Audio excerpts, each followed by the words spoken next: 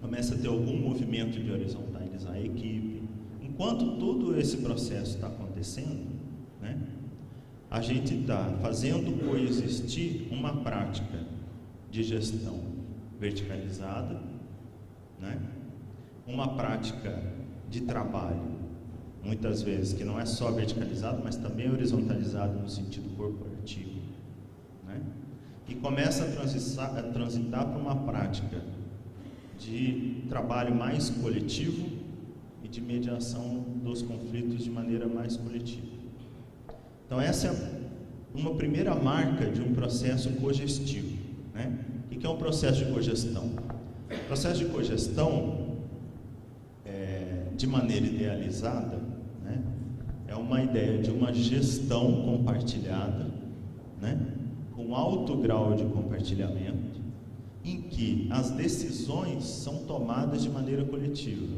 São tomadas de maneira coletiva, incluindo, né, pelo menos essas racionalidades que configuram os sujeitos sociais que atuam naquele serviço, um hospital, por exemplo, né? Então, seria uma função de cogestão, um colegiado que tem gerentes de várias áreas, né, com o gerente do hospital, com representação de trabalhadores, usuários e os gestores do hospital, certo? Em geral, isso se chama conselho gestor, né, ou conselho local do serviço. Aí a gente tem graus de cogestão. A gente pode ajustar, né, no modelo de um hospital verticalizado, começar a criar encontros com os chefes das áreas, né, com o gerente do hospital. Então, pega todos os chefes do hospital, das várias áreas, e os diretores, e montam um espaço. Esse é um espaço de cogestão. Esse pode ser um espaço de cogestão entre gestores, certo? Que tem implicação em cargo, né? Tem mandato para gerir desde os grandes processos do hospital até os processos de trabalho de equipes, que são objetos de gestão diferentes, né? Quem é gestor da parte de compras do hospital, né, lida com uma equipe, lida com um objeto de trabalho. Quem é gestor da enfermagem lida com outro tipo de equipe e outro tipo de trabalho, ok? Então, quando a gente junta esses diversos gestores e começa a compartilhar os problemas do hospital, a gente ampliou o grau de cogestão.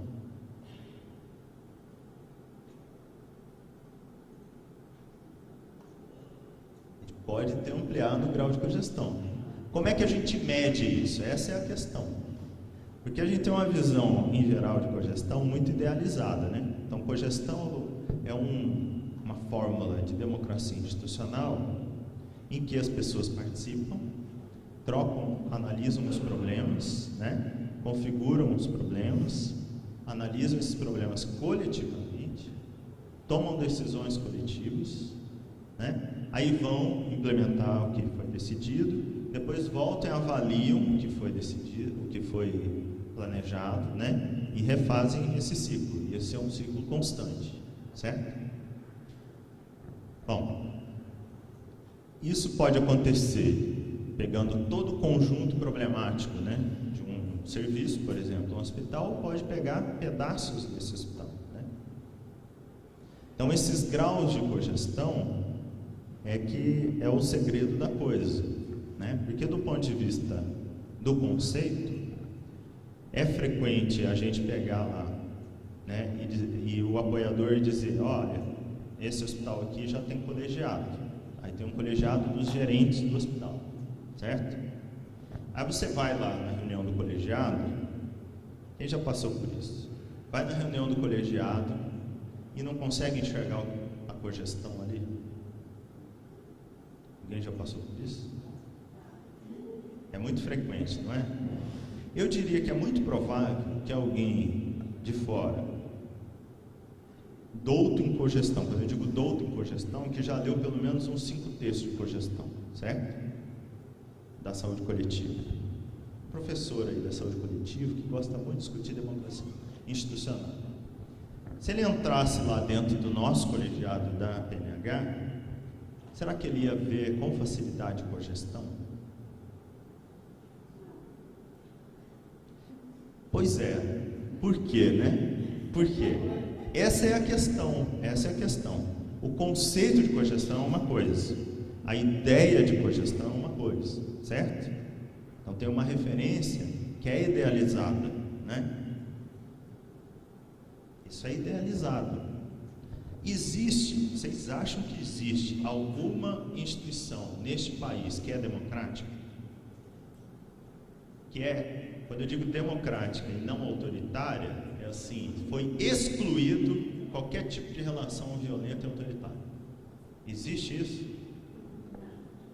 Esse é um tipo ideal, né? É uma utopia, é algo que a gente quer alcançar, para isso que serve uma utopia, certo? Como uma referência para a gente buscar, não exatamente se espelhar, né? Mas para a gente poder problematizar a nossa própria realidade, ok? Se não existe, vocês concordaram que não existe, né, instituição, organização nesse país excluída de violência e autoritarismo, certo? Qualquer tipo de tentativa de democratização institucional hoje, atual, é uma tentativa de transição, concorda? Então isso é essencial entender, senão a gente se estrumbica. A gente vira um ator, né, que tem algum poder, que está vinculado a alguma máquina pública de governo, né? E aí chega lá no serviço e fica avaliando, aqui tem cogestão, ali não tem cogestão, tal. Como medir isso? Porque de fato o que a gente vai ver é eu indo lá e participando, observando uma reunião de colegiado, em geral eu vou ter uma contaminação da pauta por um conjunto de ruídos que são práticas, inclusive autoritárias, e frequentemente autoritárias. Primeiro ponto, a gente precisa entender que as práticas autoritárias, elas não são operadas, elas são operadas pelos indivíduos, mas não são só determinadas pelos indivíduos, ok? Então, não é à toa que o médico lá em 1920 tem aquela conclusão científica, né, de que tem que sedar a mulher e tal, porque podia. Tinha uma condição social em que o corpo da mulher, né, era algo que podia ser dominado, apagado, infringido, né, prescrutado. Podia se fazer o que quisesse com o corpo da mulher, desde que tivesse autorização social para isso. E o médico tinha, ok? Então, esse conjunto de fatores vai tornando possível, inclusive, absurdos, coisas que a gente acha hoje absurdos, mas que, ao seu contexto, podia até ser visto como inovação técnica, certo? Então, nessa ideia de que o que a gente vê no real são processos de transição, de esforço de ampliar grau de democracia, né? Diminuir grau de autoritarismo e de compor processos que vão numa direção ético-política, né? De mais liberdade, de mais solidariedade, de mais composição entre as diversas nacionalidades, ok? O que a gente vai ver efetivamente são pautas, né, em que os problemas práticos atravessam, e é na hora da resolução dos problemas práticos, né, que a coisa se mostra, muitas vezes, com um modo de fazer das pessoas arraigado na nossa cultura de maneira autoritária. Então, se você perguntar para as pessoas do colegiado, provavelmente, se é um colegiado mais ou menos bem estruturado, as pessoas vão dizer assim, não, aqui é legal, isso aqui é um colegiado, aqui nós estamos participando, né? Mas se você for observar, seremos capazes, qualquer um de nós, de fazer um elencar, uma lista de procedimentos autocráticos, autoritários, dentro desses colegiados, né? Bom, imagina o que é, né? E aí tem um conceito aqui que é legal a gente compartilhar, que a gente pode pensar isso de duas maneiras, né? Uma na referência teórica ideal, Então, por auferição, né, eu pego lá o que eu vejo na prática concreta e projeto isso numa utopia e digo, aqui tem falhas X, Y, Z, né? Ou eu pego e avalio isso de acordo com uma ideia de inovação, né, que pode ser, por exemplo, aquilo que naquele contexto representa uma modificação de práticas, né, que vão num sentido ético-político que interessante, né? Que a ideia de inovação ela está subjugada a um conceito do que é o novo, ok? Então, na ciência, a inovação vai buscar novas práticas, né?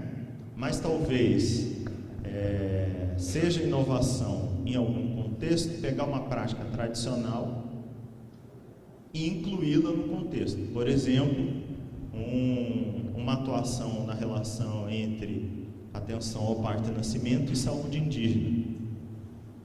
As práticas da saúde indígena, né, das comunidades indígenas, são muito antigas. Esta composição de práticas tradicionais e práticas, né, atuais do contexto do SUS pode ser uma inovação? Pode ser uma inovação. Okay? Inclusive tem acúmulo de outros países dizendo que isso se trata de uma inovação chamada construção de competência intercultural dos serviços de saúde. Certo? Então, a ideia de inovação ela está condicionada ao contexto, ao que pode ser dito e considerado como algo novo. Certo? Então, considere que a gente pega, então, aquele hospital verticalizado, onde tem lá chefe para todo lado, né? E que cabe a esses coordenadores, gerentes, né, organizar o trabalho. Por exemplo, uma escala de enfermagem, né? A escala do trabalho da equipe de enfermagem, de uma enfermaria, de um serviço qualquer que seja, ela não é estruturante para o trabalho? Ela não é ordenadora, organizadora do trabalho, né? Então, uma escala de enfermagem pode ser vista de uma maneira prática, pode? Tem que fazer a escala, né? Então, a chefe de enfermagem vai lá e vai discutir a escala. Ela pode discutir a escala ou pode determinar a escala, certo? Quando ela determina a escala, o que geralmente acontece? Se eu estou de plantão num dia, né, em que eu tenho algo fora que eu não posso estar de plantão, certo? A minha filha vai fazer uma cirurgia e eu estou de plantão naquele dia. Se a escala foi determinada e não tem como negociar, eu tenho duas opções: ou eu meto o atestado, justifico formalmente de acordo com a lei, né? Mas se for um aniversário, por exemplo, eu vou ter que negociar com alguém que não tem o mesmo problema naquele mesmo dia e trocar o plantão. Aí eu fiquei devendo para você um favor. Esse favor não é na relação institucional pública, é uma relação interpessoal no trabalho. Se a escala é sempre determinada, né, e a gente facilmente reconhece isso como uma prática autoritária, a gente pode ter o problema da escala resolvido, certo? Mas a gente vai implicar as pessoas num conjunto de relações em que, pouco tempo, todos os trabalhadores de enfermagem uns estão devendo para os outros um monte de favores, né? Aí as pessoas vão trabalhar com aquela coisa assim, né? Não posso conversar com o fulano que ela vai pedir para trocar o plantão comigo. Não posso fazer isso porque... Compreende? Esse é um dos fatores no trabalho em saúde, e o profissional de enfermagem é um dos profissionais que mais adoece no trabalho em saúde, certo? E um dos grandes problemas é a escala de trabalho. Porque, em geral, os conflitos advindos de uma relação de compromisso, carga horária, tempo, trabalho, vida, devem de acordo com as referências tradicionais da gestão, está excluídas do cotidiano de trabalho. Ou seja, a minha necessidade de ir no aniversário da minha filha é uma necessidade privada, que não cabe no trabalho. Se ela não cabe no trabalho, mas ela cabe na vida, a vida trata de algum jeito de furar esses bloqueios. Só que quando a gente não deixa espaço para essa discussão ser coletiva, o que acontece? Ela passa a ser uma responsabilidade individualizada. Só que o que determina é o trabalho e o confronto entre vida e trabalho, né?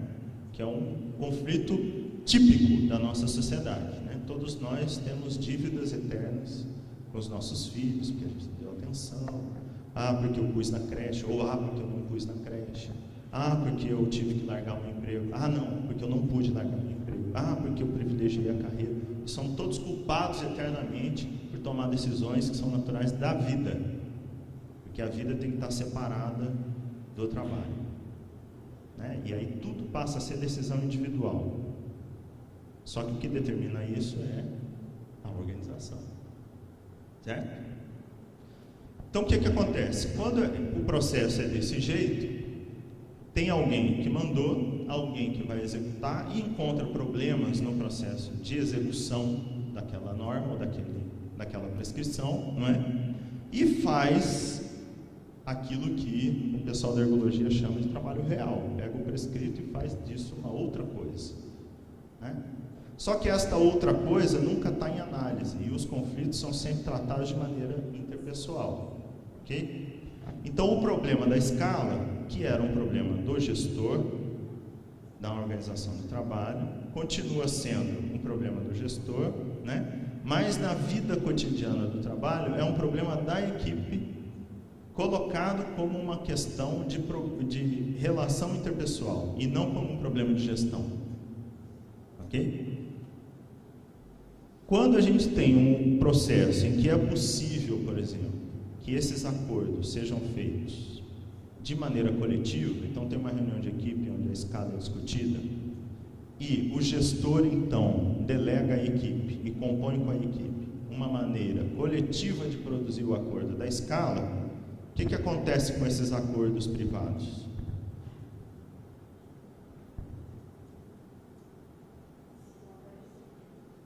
Eles vão aparecer, né? Isso acontece de uma hora para outra, então vamos combinar, né? Faz 10 anos que eu trabalho naquele hospital e eu sempre dei o meu jeito para acertar a minha escala. É claro que quando é assim, os mais missioneiros se ferram, não é? E os menos acabam levando vantagem, porque eles não se sentem culpados de dizer para o colega assim, eu não vou, está acabado. Certo? Então aqueles um pouco mais, né, altruístas e tal, que eles ficam preocupados com o que o outro vai pensar, que eu tenho que ser muito ético e tal, e esses acabam sempre se dando mal, né? Depois de 10 anos fazendo isso, se alguém diz para você assim, não, agora vamos falar na roda desses acordos, isso vai ser fácil? Vai, né? E o gestor continua tendo um problema objetivo, porque quem faz escala não é o gestor maior, ele também está submetido a uma série de ordens que ele tem que cumprir e que ele não participa da formulação delas, ok? Então fica um jogo sempre intermediário, porque na verdade quem está me obrigando, né, a fazer acordos individuais para resolver o problema dele da escala, olha como as pessoas colocam, dele, não é meu, é dele, né?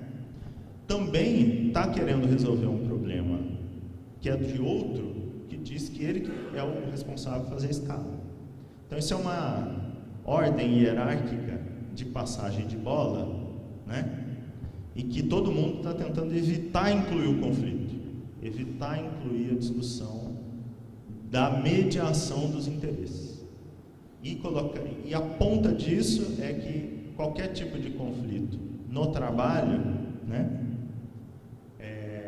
pode ser pessoalizado e colocado sobre as costas de um indivíduo. seja ele o gerente ou o próprio trabalhador, ou até o usuário, certo? Quando então se coloca uma proposta de cogestão e vai se tentar fazer, né, por exemplo, uma escala num combinado mais coletivo em roda, primeiro vai ter essa resistência, né, porque a história desse serviço, a cultura institucional desse serviço coloca que o problema da escala é um problema do gerente e não do trabalhador. Só é o meu problema, a minha escala, não toda a escala, né? Segundo, que a gente vai ter que resolver isso no tempo, se a proposta de uma gestão mais colegiada é desse gerente responsável pela escala, ele vai fazer isso dentro do contexto em que ele tem um prazo para responder a escala, o gerente dele. Então não tem todo o tempo do mundo para fazer roda e mediar todos os conflitos, não é? Em geral, é nessa concretude que as experiências de cogestão vão tentando se inscrever, com baixa governabilidade, no meio de uma escala hierárquica muito complexa, né?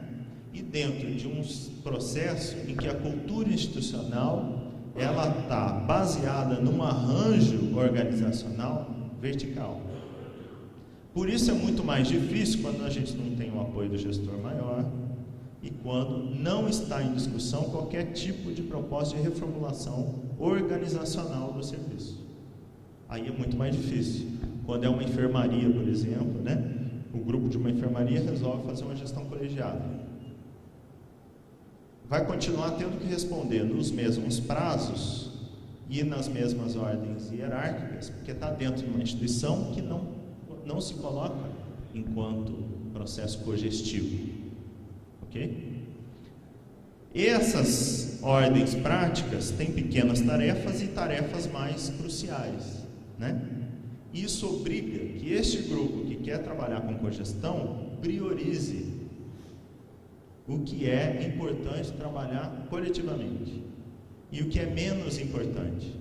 Aí a pauta claramente fica toda cheia de ruídos, né? Então não, ó, isso aqui é fácil de resolver, é menos conflituoso, nós vamos fazer do modo tradicional, vai ser assim, tá? Essa parte da escala, então nós vamos tentar fazer coletivamente, certo? Então como é que a gente pode medir um certo índice de democracia, né, nesses espaços colegiados? Uma coisa que eu acho coerente, então, com tudo isso que a gente está falando, é a gente tentar perceber qual é o grau de coletivização daquilo que é conflito estruturante no projeto político daquele serviço. Ok? Então, por exemplo, num serviço que aderiu à Rede Cegonha e está discutindo as diretrizes, né? Tentar implementar a visita aberta e direito acompanhante causa uma série de processos, né, que tem que se modificar no hospital. Um deles, por exemplo, aquela ideia de que um monte de gente circulando no hospital desorganiza.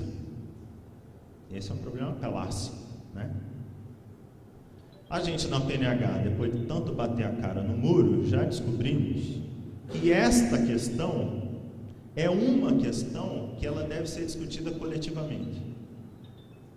E quando a gente discute coletivamente, né, a questão da visita aberta, nesse sentido de qual é a percepção das pessoas, as expectativas das pessoas com relação à circulação, né, dentro do hospital, num caso de ampliação do horário de visita. Aí vai surgir uma série de fantasmas, imaginações, né, coisas que alguém disse, vivências terríveis de outros serviços e tal, que vão aparecer nesse espaço.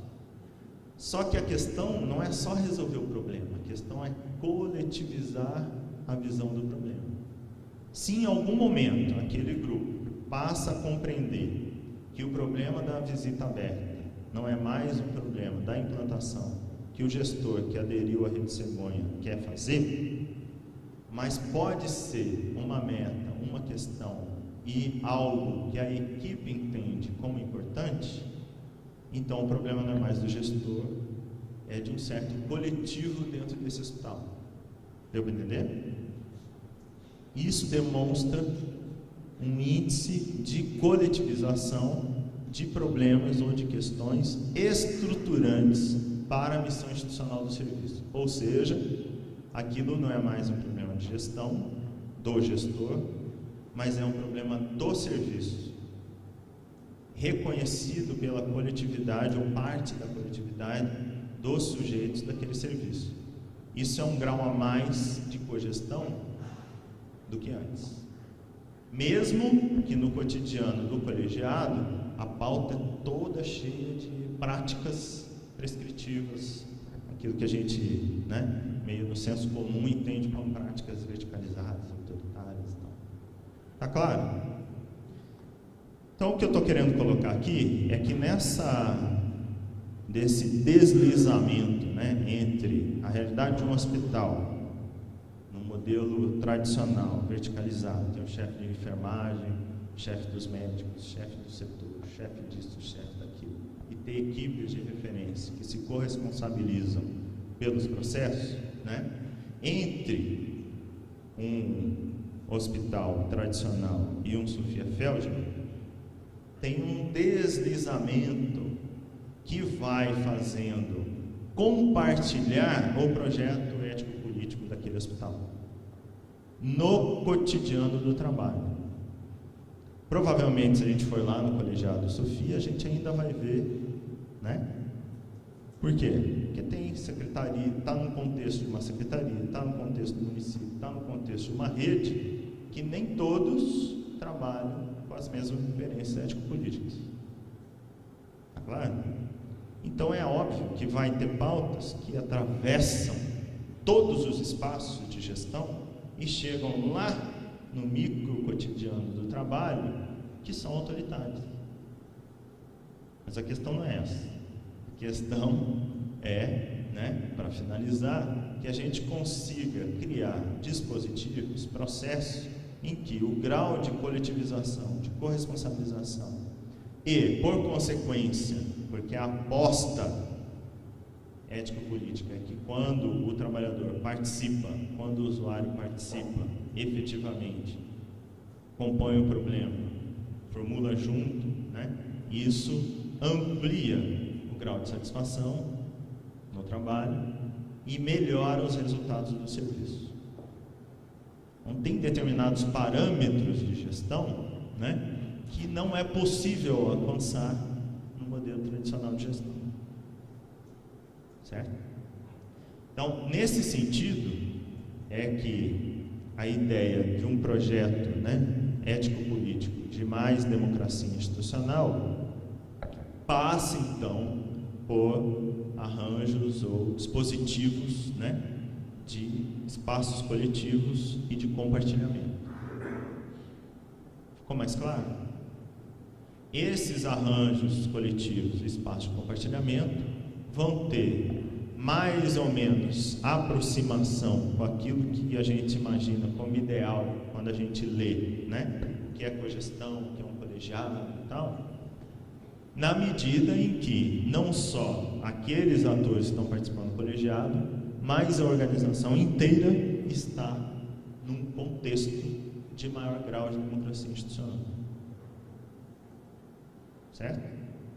Então não seria coerente, nem ético, que a gente saísse por aí medindo na especificidade as práticas em relação a um ideal, mas procurando investigar qual é o grau de coletivização de pautas cruciais, estruturantes, que inflexionam a missão institucional do serviço ou daquela secretaria, da organização de saúde, no contexto em que ela está. Por isso que é possível dizer que num lugar onde não tinha nada de parto humanizado e começa a ter menos episiotomia, começa a ter um trabalho de enfermagem mais forte, começa a ter um espaço de compartilhamento e discussão dos problemas, tem algo ali acontecendo, que está coletivizando uma questão que até há pouco tempo era totalmente uma questão de alguns e não da missão institucional do serviço, certo? Então, isso será tratado na relação de uma discussão de um caso que deu errado, ou na comissão de infecção hospitalar, né? E não como uma questão da missão institucional do serviço. Né? Quando o modelo de parto passa a ser uma questão da missão institucional do serviço, pode ver que para mediar o tanto de conflito que isso gera, é preciso uma coletivização dessas pautas. Ou seja, tem como, na minha opinião e na minha experiência, não há como humanizar o parto só por convencimento, né, do que é a questão da boa prática. É isso e mais, né, a gente ampliar os vetores de força dos atores sociais que determinam estas mudanças. Porque senão a gente vai ficar sempre no conflito gestor-corporação, né? A quem interessa um modelo de parto calcado nas boas práticas? Interessa ao usuário? Interessa aos médicos? Interessa aos enfermeiros? Interessa aos gestores? Interessa à sociedade? Né? Essas são as perguntas que a gente precisa colocar na roda, né? Por isso que a gente propõe Fórum Perinatal, porque esta questão não é só uma questão de organização de serviço, é uma questão cultural e ética que precisa ser discutida e enfrentada, né?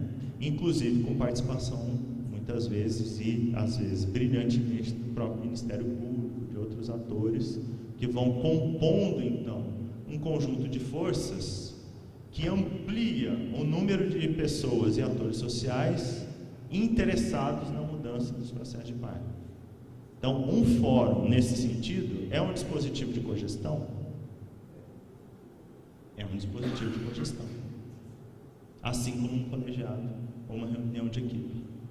Só que ele tem um escopo de vetores de força muito mais amplo. Está claro? Que a relação não é só entre trabalhador e gestor, né? E quando numa reunião de equipe é possível a gente ampliar isso, o trabalhador, que é a mulher e que defende o modelo de parto, né, calcado em boas práticas, vai atuar na própria equipe como uma mulher interessada e militante do parto fisiológico. Tá claro? Só que na nossa vida tradicional da cultura institucional, a trabalhadora enfermeira não pode ser mulher e não pode defender parto normal. Porque isso é uma outra questão, não é uma questão vista como uma questão pertinente ao trabalho. Isso é autoritário, não é? Assim como a gente pode ter colegas, né, que defendam a internação compulsória, que tem parente que usa crack e tem uma excelente experiência com comunidade terapêutica. Democracia não é a gente ter ouvido as nossas expectativas. Democracia é colocar as nossas expectativas numa roda ampla, em que a gente vai, então, coletivizar esses problemas e chegar a algum acordo, mesmo que transitório. Porque qualquer outro sistema que impõe o que eu penso é autoritarismo, ou é fascismo. Certo? Então eu queria colocar essas questões, porque às vezes a gente pensa assim, não, eu sou muito democrático, então quem concorda comigo é democrático. Super. Né? Ou, porque a gente consegue aqui no nosso âmbito tomar algumas decisões importantes, né? Então, esse aqui é um colegiado. Então, são graus, né, de tomada de decisão, graus de coletivização, daquilo que é socialmente importante, relevante, crucial para as nossas vidas e para o nosso trabalho. Quando essas coisas aqui estão na roda, aí sim a gente começa a ter efetivos graus de democracia florescendo nas organizações de saúde. Ok? É isso, obrigado. Esqueci. Cadê a Mari? A Mari foi? A Mari saiu? Eu queria só divulgar uma coisa aqui, antes de abrir. A gente vai estar tendo agora está aberto, né, um edital para inscrição de experiências de humanização, né? A Mari trouxe algumas cópias do edital e tal, depois a gente circula, mas a inscrição é lá na Rede HumanizaSUS, e a ideia é premiar algumas experiências com a documentação, né? Fazer o documentário dessas experiências e compor um catálogo de experiências de humanização numa publicação institucional da PNH. Tá? Então, as experiências dos projetos de intervenção de vocês, que vocês acham que são boas experiências e tal, vocês podem inscrever como experiência de humanização, tá bom? Então é isso. Como é que vai ser?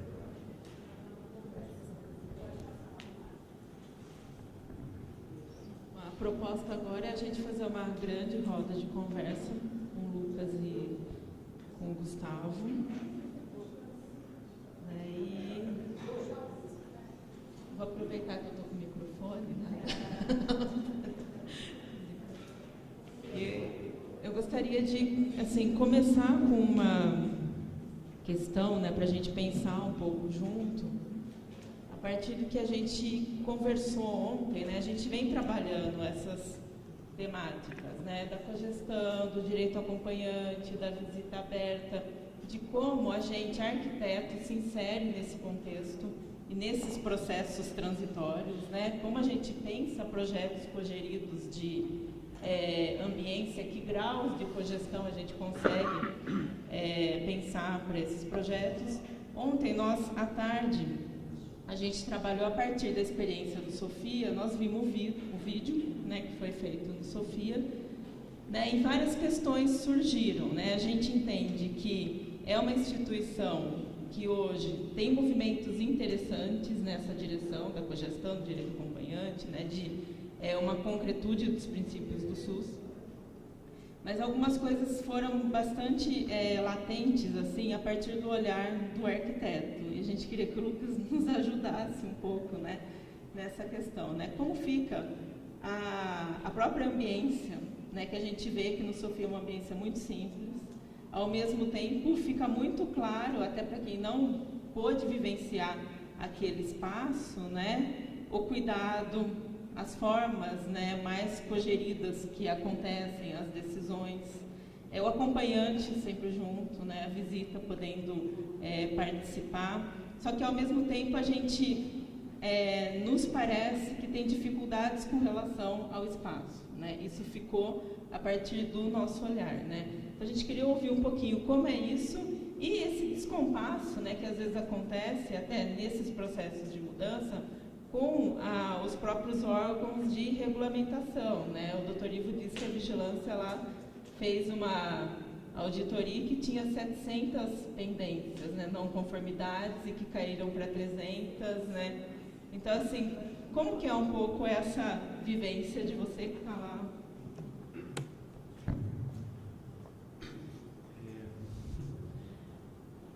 Lá no Sofia Feldman, eu acho que a gente não tem, isso é meio do modelo institucional do centralismo democrático do Dr. Ivo, né? Ele fala centralismo democrático.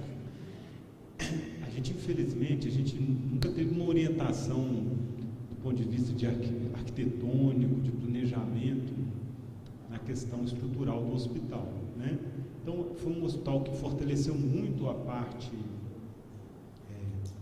de práticas de humanização, né, de processo de trabalho, mas a parte da ambientação, ela sempre ficou mais em segundo plano, fruto das dificuldades financeiras do hospital, e muito na cabeça do Dr. Ivo, assim.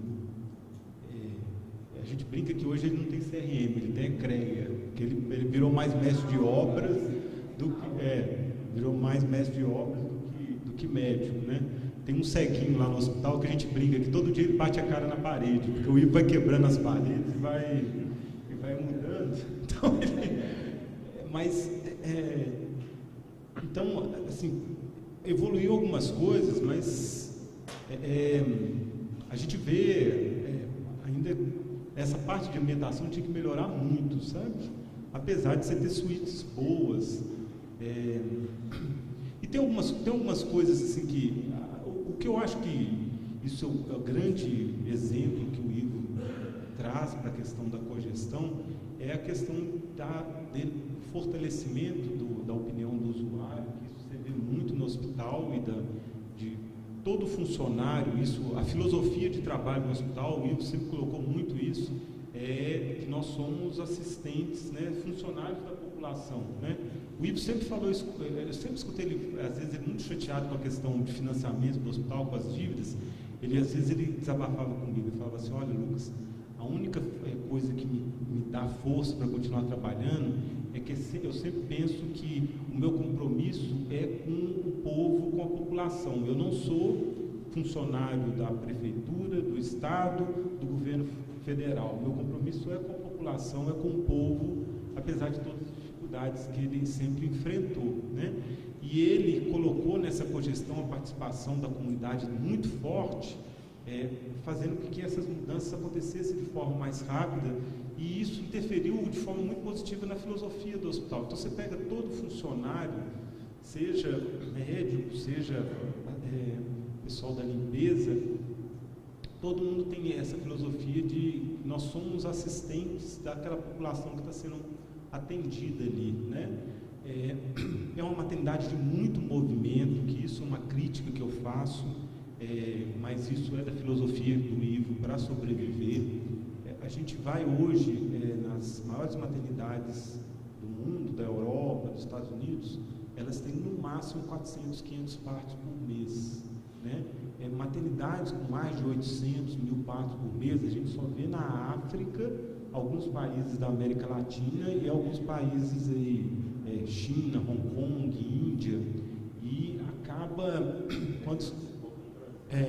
acaba você tendo, às vezes, pelo excesso do movimento, uma piora grande assim, na questão da ambiência, né?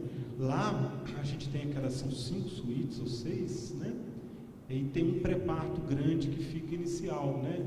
E ali a estrutura é muito ruim, então as pacientes às vezes estão no início do trabalho de parto, elas ficam naquele pré-parto inicial. Se você tem que examinar uma gestante, você tem que tirar todos os acompanhantes da sala, se examina, depois os acompanhantes entram.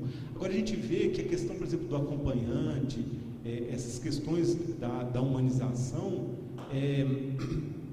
a ambiência ajuda muito, mas mais do que isso é a postura do profissional de saúde, a filosofia da instituição, né? Então, o Ivo sempre colocou isso para a gente, que a ambiência é muito importante, mas a postura é muito mais importante que isso tudo. Então, a gente vê uma maternidade pobre, de periferia, um movimento imenso, a segunda maternidade do Brasil, mas que essas coisas, em relação à humanização, essas coisas são indiscutíveis e criam uma rotina, né? A gente tem uma grande facilidade lá também, que é uma instituição filantrópica. Então, a seleção do profissional que trabalha lá, ela é natural, né? Quem não se incorpora à filosofia de trabalho da instituição, ela não consegue ficar um mês trabalhando lá, ela pede demissão e vai para os outros lugares. A gente, quando vai em outras instituições municipais, federais, estaduais, que a pessoa está ali com um emprego, né? Às vezes é mais difícil você ter esses avanços, né? Do que lá, que é uma instituição filantrópica, que as pessoas que trabalham lá, trabalham porque gostam de trabalhar lá, têm orgulho de trabalhar lá, é uma empresa familiar, né? Eu acho que assim, eu vejo, por exemplo, lá na Universidade Federal de Minas, que eu trabalho também, o que é tão